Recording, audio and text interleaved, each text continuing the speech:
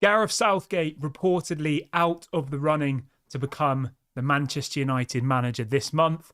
Does this mean that Erik ten Hag will now stay for next season and see out the end of his contract? And Benjamin Sesko has rejected a move to Manchester United.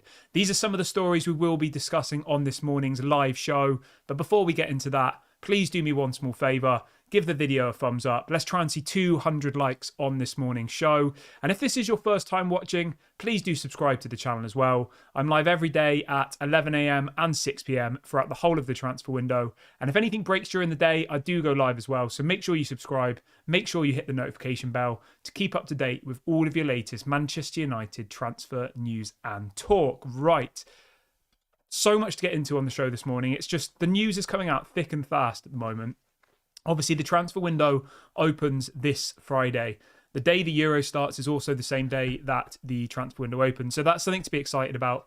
I love the transfer window. I think it's one of the most exciting points of the year, especially when you have the season like what we had. There wasn't very many high points of last season, was there, to be honest? So I think most Man United fans were counting down the days to the season to end, and obviously winning the FA Cup at the end of it made it a little bit more of an enjoyable season. But let's all be honest, finishing bottom of our group and in the Champions League and getting battered by Bournemouth and whoever else, it was a horrible season. So I'm really looking forward to the window opening. I'm looking forward to players leaving, and I'm looking forward to players coming in. But obviously the big underlying factor at the moment is who's the manager going to be. We'll be talking about that a little bit later on in the show. But to start with, I want to talk about Benjamin Sesko. Now, Benjamin Sesko is a player that Man United have been interested in for years. We tried to sign him, I think, 2 years ago before he moved to Red Bull Leipzig.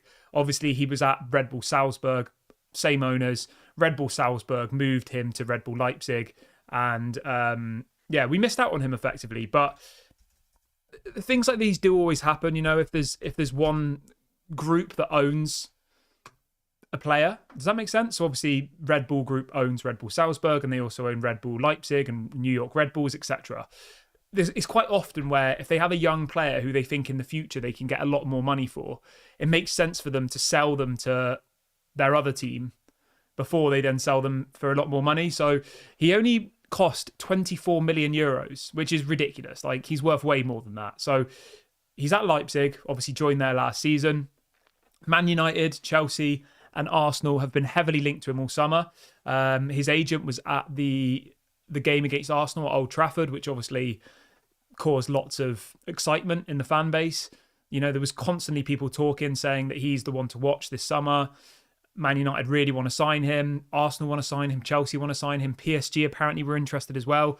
But there is confirmation this morning coming out from Fabrizio Romano, one of the most reliable journalists around, saying that Benjamin Sesko has decided to stay at Red Bull Leipzig and will sign a new contract on improved terms. It says the decision has been made. It's a similar decision to what Haaland decided to do back in the days at Dortmund. It says Benjamin Sesko will stay at Leipzig next summer with a gentleman's agreement for future exit. So effectively, he won't be coming to Man United. He wants to stay at Leipzig. And you know what, being completely honest, I think that's the correct decision for him. I would have loved to see him at Man United. I think he's a quality player, 6'4", very fast, very good on the ball. He's not your average 6'4" player, if that makes sense. Most 6'4" players are a little bit slow, a little bit clumsy on the ball, whereas Benjamin Sesko isn't. I think he will go on to be a very, very special player. And him staying for one more season at Leipzig is only going to bump his price up even more. Next summer we'll probably be talking about a £100 million player. This summer he was available for about 50 million, which I think was actually really, really good in the grand scheme of things. When you consider we paid about 75 million for Rasmus Højlund and Benjamin Sesko was available for about 50. I can see why so many clubs are interested in him, because there aren't many strikers available on the market at the moment. Obviously, Benjamin Sesko was one of them. Xerxes another, but Xerxes I think is about to sign for AC Milan, I believe. So I don't know who Man United are going to go for now. It's a really, really difficult situation, because when you look at the strikers that are available on the market, right, there isn't that many. And lots of clubs are looking for a striker. Arsenal need a striker, Chelsea need a striker, and Man United need a striker. That's just in the Premier League. Outside of the Premier League, there are lots of other clubs who want strikers as well. Now, Man United, Arsenal and Chelsea were linked to Xerxes and were linked to Benjamin Sesko. Genuine interest there. Both of those players are not coming to the Premier League. Xerxes, I believe, is on his way to AC Milan. And as I said, Benjamin Sesko is going to be staying at Red Bull Leipzig. So what does this mean now? I mean, it makes it quite difficult, I think, because there aren't that many other options out there. Guirassy was a player we were linked to heavily, but Guirassy apparently is going to move to Dortmund. So that's another one gone. And again, Guirassy for me didn't really excite me, being honest. He's 28. He had one good season in the Bundesliga. I think for £15 million, it was a good deal, but it's not somebody for the future, is it? If it was up to me, I would have got Guirassy and Sesko. You know, 50 million for Sesko, 15 million for Guirassy, and then you had Benjamin Sesko, Guirassy, and Højlund. Like, that's a quality attacking options there, you know? Whereas at the moment, we literally just have Højlund, that's it.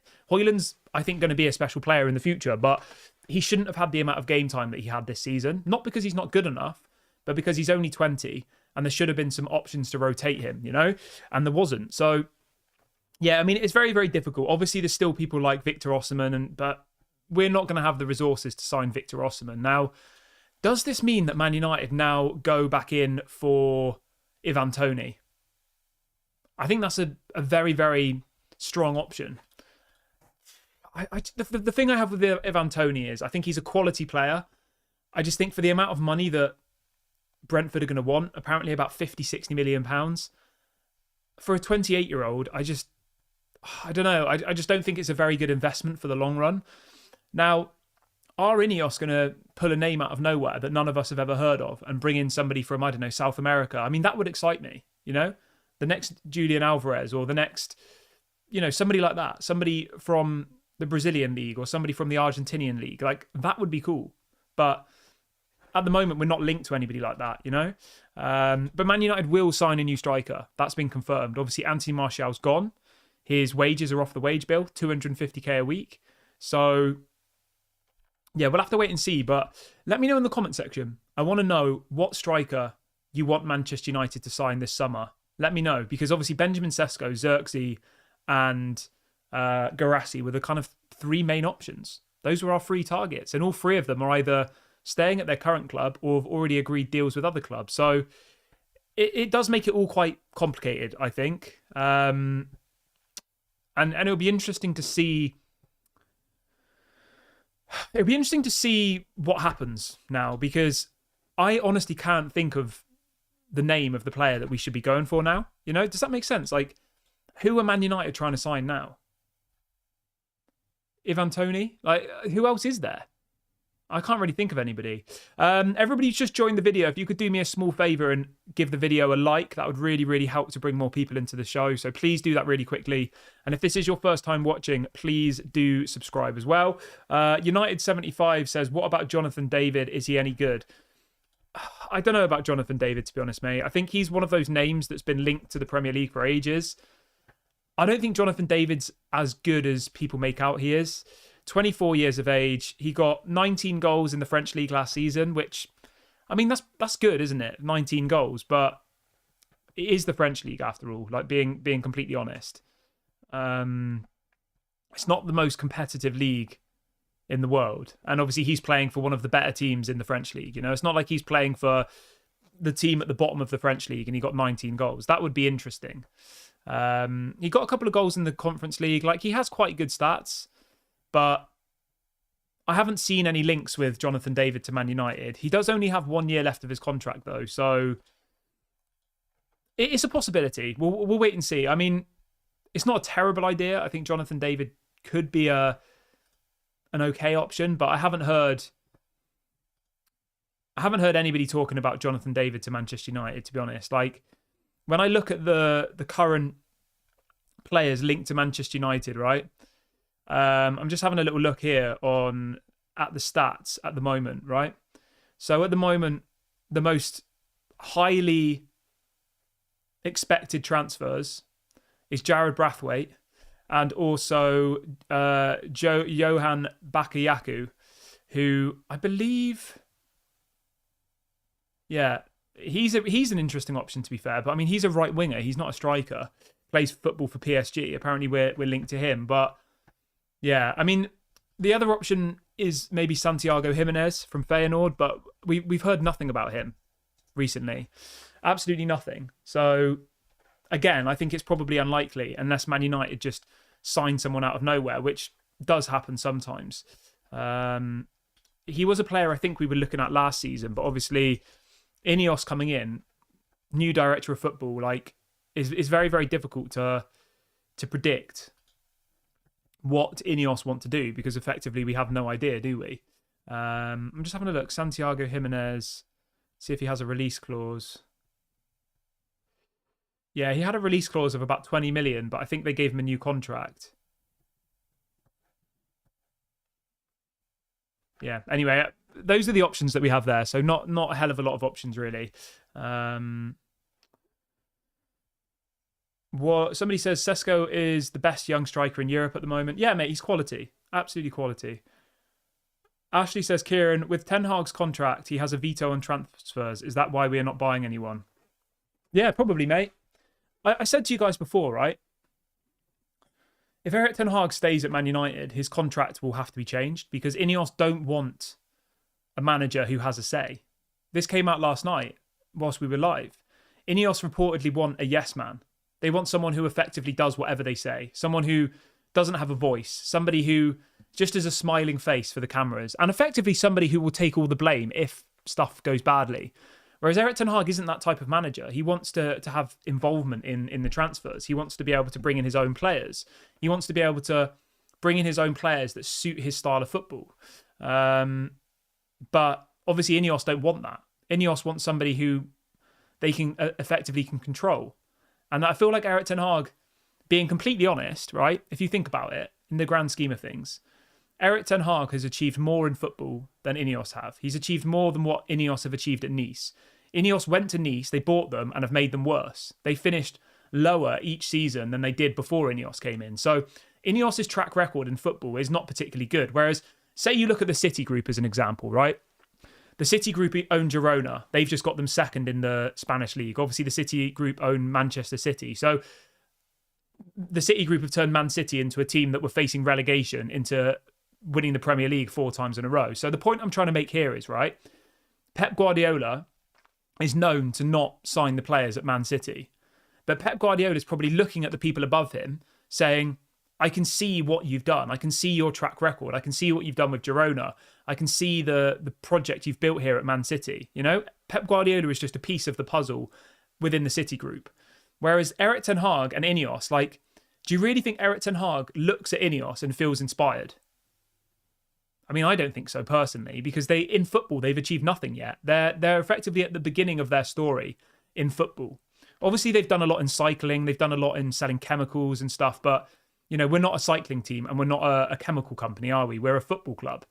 And I think, yeah, I don't know. I just feel like maybe that's where there's some conflict here. But Ashley says, do you think Erik Ten Hag's transfers have been good enough? Personally, I don't. No, mate. I think they've been terrible, being honest. Mason Mount was a strange signing. Onana, I don't think was needed. I think David De Gea should have stayed for one more season. I think Anthony was a very poor signing. I think Malacia is kind of, yeah. Ericsson, I don't know. Like, of all the signings Erik Ten Hag's made, I would say Martinez has worked, although he's been injured for most of the time. Højlund, I think, is a good signing. I think Amrabat could have been a good signing, but he just wasn't played enough. But other than that, like, Casemiro, I think, was a bit of a strange signing. You know, it wasn't a good signing, and it wasn't a signing for the future. But Sean says, how can you buy players without managers' input? Managers pick teams and who plays where. A lot of the stuff is just the press stirring it up. So how most football clubs work, right, is the director of football and the scouts speak with the manager, okay? And the manager will say, we need a new right winger, right? The scouts and the director of football will then go away and compile a list of options. They will then come back to the manager and say, we found 5 players who we think will suit what you're asking for. You can give us in order of which is your favourite and we'll see what we can do. And that's how it works a lot of the time. Whereas with Erik Ten Hag, if you look at all of his signings, there is no way on earth that John Murtough suggested Anthony to Manchester United. No way. He probably didn't even know who Anthony was. There is no way on earth that John Murtough suggested Malacia to Manchester United. He probably didn't even know who Malacia was. Do you see where I'm going with this? The last 2 summers, all of the signings have been Eric Ten Hag's recommendations. They've been the players that Eric Ten Hag specifically wants.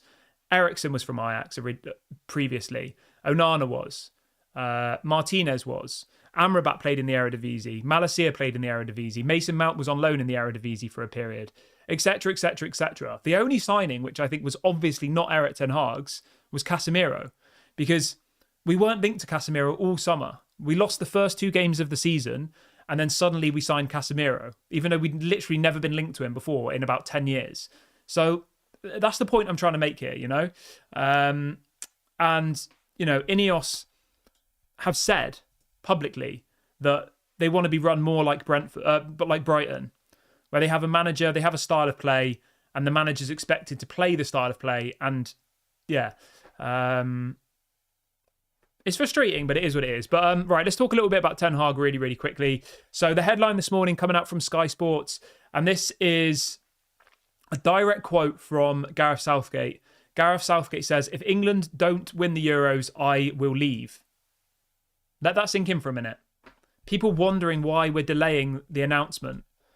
The Euros starts on Friday. Okay? Let's have a look. Euros fixtures. So if if England get all the way to the final, which maybe they will, then the Euros will be finished in 3 weeks. It does scare me, it does. Apparently, the story says that Manchester United were keen on Gareth Southgate, but have now moved on to other options because of the timeline not aligning. So they wanted Gareth Southgate, but obviously Gareth Southgate's with England. Gareth Southgate has a commitment to England for the Euros, so they were unable to get him now when the transfer window opens. And as I keep saying to you over and over and over again, if they keep Eric Ten Hag, it's not because they want to keep Eric Ten Hag. It's because they've been forced to keep Eric Ten Hag.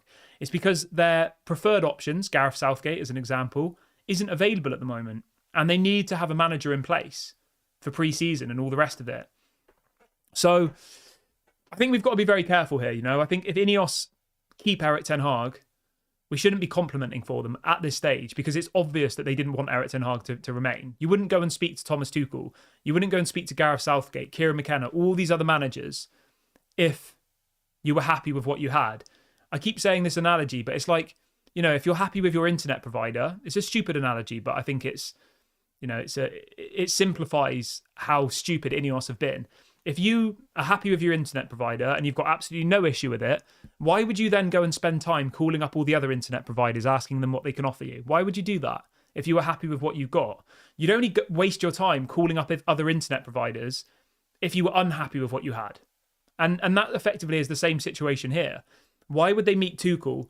Why would they speak to Southgate? Why would they speak to Kieran McKenna if they were confident with Eric Ten Hag? And my fear is that they'll keep him, but as soon as we have a couple of bad results, he'll be sacked. And then probably Southgate will come in. I think it's inevitable. So, yeah, it's very, very frustrating. Lumen says, Kieran, how many times have you done U-turns on Eric Ten Hag and give reasons? I'm not sure what you mean, mate. I've been Eric Ten Hag in throughout this whole process. I want Eric Ten Hag to stay. I've never changed my mind on Eric Ten Hag. I think his signings were questionable. I think some of the performances last season were bad. But I think when you consider everything and you look at the pros and cons, the first manager since Sir Alex Ferguson to win back-to-back trophies, the first manager since Sir Alex Ferguson to try and instill an elite mentality within that squad and trying to get out some of the bad players like, I don't know, Jadon Sancho or Ronaldo at that point, the people with the bad attitudes or the people who were causing trouble. Like, I would stick with Eric Ten Hag. But the point I keep making to you over and over again is that Ineos clearly aren't convinced by Eric Ten Hag. They clearly aren't. And everybody in the media is saying the same thing. You don't go and speak to other managers if you're happy with the manager you have. And I actually think that we won't get an announcement as such. You know, everyone's waiting for this announcement. Everyone's waiting for the big Eric Ten Hag's going to stay. I don't think we'll get that. I think it will just kind of be brushed under the carpet and Ineos will be watching him with a microscope. And whenever there's a bad game, whenever there's a poor performance, there'll be stories saying that he's going to be sacked. Because the alternative to that is that Ineos come out and give him a new contract. That would show that they want him. That would show that they're convinced by the project. And we've heard absolutely nothing about a new contract. Zero whatsoever. So, yeah, that's my take on it. I personally think that Erik ten Hag will stay, but I think it's just because they can't get Gareth Southgate, or they can't get whoever the manager is that they want, which maybe is the correct thing. I mean, it's better to have Erik ten Hag than to have nothing, but it doesn't then make me think, like, what's going to go on in the summer transfer window? Are we going to use this as an excuse for not getting the players that we want? Are we going to... Do you know what I mean? Like, how do you go and convince, say, I don't know, how would you go and convince João Neves from Benfica to join Man United when you've got a manager with 1 year left of his contract who's been reportedly sacked the night of the FA Cup final? How do you go and convince players like that to come and join your project? Because if we're thinking this as football fans, imagine what agents are thinking, who probably have more information than us. They're probably looking at the situation saying, if I send my player over to Man United, they're probably going to have a new manager in 6 months. What if, I don't know, Gareth Southgate comes in and decides that he wants to have McTominay and... I don't know, McTominay and somebody else as his 2 CDMs, and he doesn't want João Neves. Like, there's so much uncertainty. Everyone who's just joined the video, could you do me a little favour and smash a like if you haven't already? There's over 200 of you watching this morning, which is amazing. Let's try and see 200 likes. So yeah, we spoke about Ten Hag. We spoke about Benjamin Sesko. Quick one for you. Omari Forson has officially left Manchester United. His contract expired. He has moved to Monza in Serie A. I'll be honest, I'd never heard of them before last night. So obviously wish him all the best. I'm not that bothered about Omari Forson going, to be honest. You know, there'll be people saying, oh, how have we let him go? He was really talented. Like, I think Ahmad, Pellistri are levels above him, you know? So, and at the end of the day, football's ruthless, isn't it? It's a brutal sport. If he's not going to work at Man United, then what's the point in keeping him here and effectively prolonging his career? Like, it doesn't make any sense. And when you look at the other clubs who were linked to him, right? It was clubs like Sunderland and Middlesbrough. It wasn't like Arsenal or Man City or Chelsea were trying to get him. It was championship clubs and lower clubs in the Serie A. So, yeah, I wish Omari Forson all the best. Yeah. I'm going to wrap the video up here, guys. I will be back at 6 o'clock. Please do smash a like on the video before you go. Please do subscribe to the channel if you're new. Hopefully we get some news today, but I honestly think that they're just going to brush this under the carpet. I think that they'll say Erik ten Hag's got 1 year left he's got 1 year left of his contract, and I think that they'll just wait until a run of bad results and then they'll sack him. That's my personal opinion, but maybe I'm wrong. We'll wait and see what happens. Have a good day, everybody. I'll be back at 6 o'clock. Don't forget to like, comment, subscribe. This has been Daily Red Devil, and I'll speak to you all a bit later.